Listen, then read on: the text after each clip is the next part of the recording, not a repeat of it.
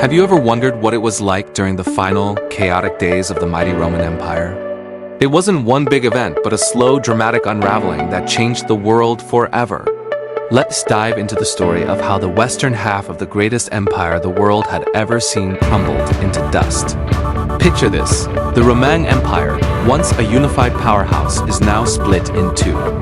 You have the Eastern Roman Empire with its glittering capital at Constantinople, which is relatively stable and wealthy. Then you have the Western Roman Empire, based in Italy, which is facing a storm of problems. Constant invasions, economic collapse, and political instability are tearing it apart at the seams. It's like two siblings who inherited a vast fortune, but one invested wisely while the other is struggling just to keep the lights on. In the West, the emperors themselves have become little more than figureheads. The real power wasn't in the palace.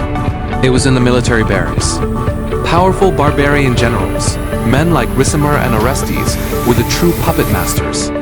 They appointed and deposed emperors as they pleased, often choosing weak candidates or even children they could easily control. Imagine a kingdom where the king is just a symbol and his top general makes all the decisions. That was the reality for the last few decades of the Western Roman Empire. The throne became a revolving door of short-lived, powerless rulers.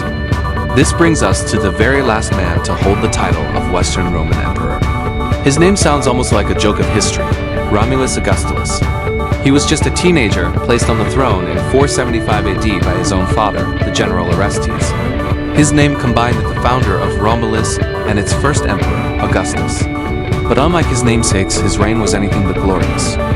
He was emperor in name only, a pawn in a much larger game. The end came swiftly. In 476 AD, a Germanic chieftain named Odoacer led a revolt.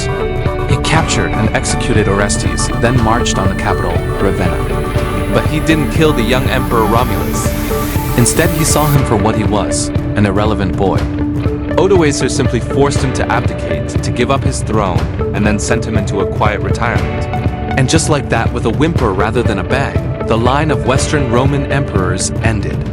Odoacer sent the imperial insignia, the symbols of power, to the emperor in Constantinople, signaling that the West no longer needed an emperor of its own. While the Western Roman Empire was gone, dissolving into a patchwork of barbarian kingdoms that would eventually become modern Europe,